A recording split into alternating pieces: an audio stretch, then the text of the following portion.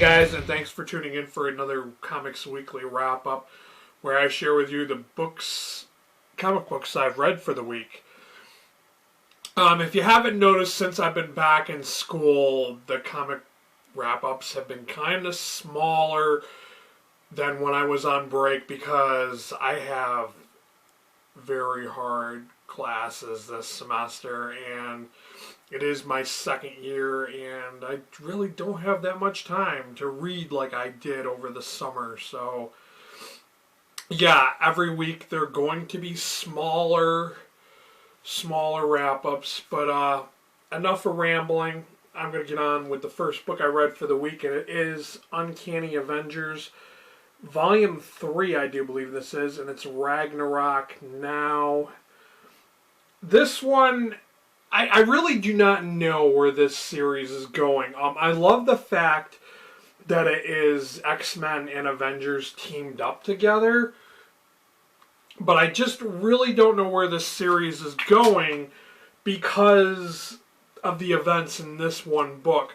And being that it is titled Ragnarok Now, yes, it is like an ending world scenario, and I don't want to say any more than that because it was kind of like the way it ended, it didn't end well, and I'm wondering how does this affect the Marvel Universe as a whole.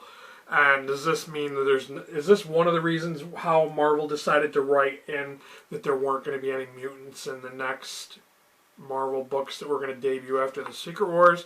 I really don't know, but I did enjoy this. It did feature the Apocalypse twins, who are the son and daughter of Warren Worthington, who is the Archangel, and it did feature the Scarlet Witch and Wonder Man, and I thought this was an excellent story. I did rate this 4 out of 5 stars. I thoroughly enjoyed it, but I'm kind of perplexed by how this ties into the rest of the Marvel Universe. Like, I just don't know, and I'm going to try and get a copy of the volume following that so I can have a better picture or idea what's going on. After that, a buddy of mine, he told me I really had to read Batman Gotham by Gaslight, and Goodreads also recommended this too. What it is a 2-issue comic, volume based from 2 comics. And the first one, it takes place like in the 1800s, and it's kind of steampunk, I guess you could say. But the first volume, or the first issue, I should say, featured Jack the Ripper, and I like it sounds like a great concept. Batman, a steampunk Batman with Jack the Ripper. Sounds like it's going to be a great story, right? Well, no. It was just very dialogue heavy, and they tried to tie in the Jack the Ripper character with Batman's origin for this world, and I usually love alternate versions of heroes, but I think this one really failed. I only rated this one 2 out of 5 stars. I just didn't think it was that great. And the artwork is okay, but even the writing is kind of wonky, and I just didn't like it. I just don't see what the appeal is for this, because this has a high rating on Goodreads. But yeah, I just didn't care for it. Next up we have Age of Ultron Companion, and I have to say, I don't know why this is called a companion book, because usually a companion book means it's like extra material for the core story that it's titled. But the disappointing thing was I started reading this a couple pages in, and I'm like, hey, this seems really familiar. And I get a couple pages more in, and I'm like, I think I've already read this. And yeah, I did. When I read the Age of Ultron hardcover, which was like this thick, this was already in there. And I'm talking literally every single page. There was nothing different about this.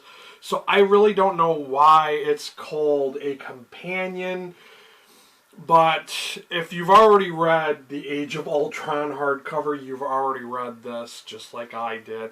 And this is another gripe I have with Marvel and DC is why do they reprint stuff? I mean, Marvel's not as bad as DC when it comes to reprinting content. But I was very disappointed. I'm kind of glad that I borrowed this from my library and that I didn't buy it. Because if I had bought it and having found out that it was reprinted content, I would have been pissed. But, you know, it is what it is. I only rated this 3 out of 5 stars because, like I said, I'd already read it. And this storyline wasn't that great anyways, the Age of Ultron.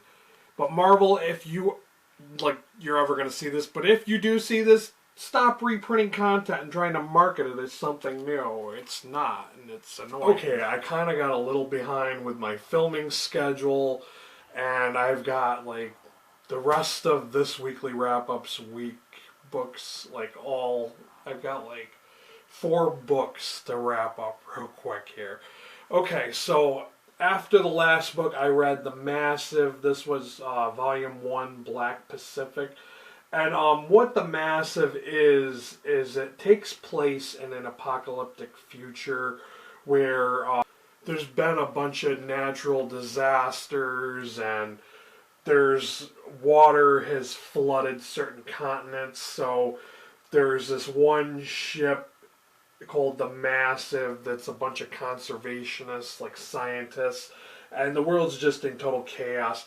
It was kind of hard for me to get into this book because it mostly took place on a boat in the middle of the ocean. So, like I said, it was kind of hard to get into. I did think it was okay. I didn't think it was that great. It wasn't that bad, but I gave it a 3 out of 5 stars.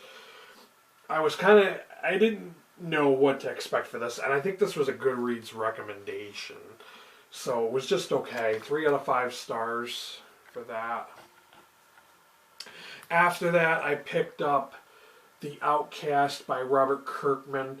Now, I went into this one totally blind. I wanted to check this out because I know that in 2016 there is going to be a Showtime special based on this book by Robert Kirkman.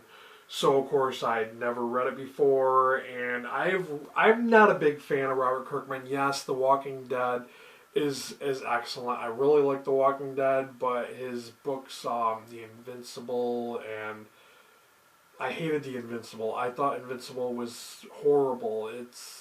I just didn't care for it. And The Astounding Wolfman was okay, so I wasn't really too sure what I was going to think of The Outcast. And this is Volume 1, A Darkness Surrounds Him. And basically what it is, he's called Outcast for a reason, and I don't want to go into too much detail because I don't want to spoil it for those who have not read it. Well, anyways, it involves demon possession and exorcising demons. So, it's got fabulous artwork. The artwork is really good, but being that it's demon possession, I just couldn't get into it. I wasn't like thinking this was that great because I don't believe in demons, and so I didn't really, I couldn't get sucked into the storyline. I'm just like, yeah, that's okay. So it was kind of interesting. It wasn't too bad, so I also rated this one 3 out of 5 stars. I don't know that I would really want to continue reading this. I just thought it was okay.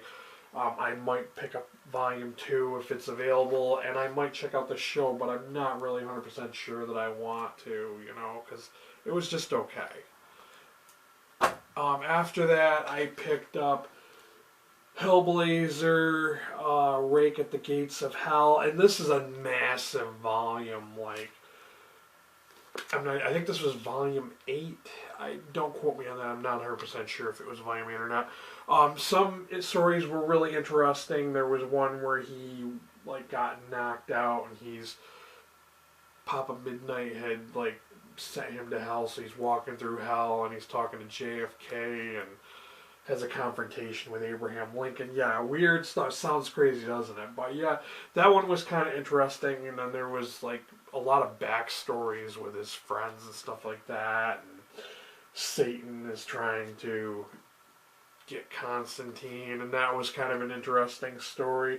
But a lot of it was just kind of okay stuff with like some background stuff, like with his ex lover, their Kit. And so I just thought it was okay. And there's so many stories that went on in this. I can't tell you all of them. I just tried to give you. I tried to highlight the good ones. But I only rated this 3 out of 5 stars. It was just okay. It seemed like a whole hell of a lot of fluff. Because, I mean, look at how many pages this thing is. And, yeah. So, 3 out of 5 stars for this one, too. After that, and this will be my final book for my weekly wrap-up, A Flight of Angels. Now, this one, I have to say, it was illustrated by Rebecca Guay, and she had a bunch of people write the individual stories. And it's a Vertigo, and it's suggested for mature readers, but they are stories about angels. So, and I have to say that the artwork is amazing. But yet again, the stories were just kind of, they were just kind of okay. But the artwork was amazing. So this was another one that I only rated 3 out of 5 stars. But like I said, if you want to check it out, if you like graphic novels with like some good art in them, then you might want to check this one out. Just because the art is great. I mean, just look at that. It's amazing. Looks like it's a lot of watercolors. So yeah, that is my Comics Weekly wrap-up for this week. Questions, comments, if you read any of these, or if you have the desire to read any of them, let me know down below. If you've already read any of them, let me know what you thought of them. You know, you got the message. So, thanks for watching. Until next time, later guys.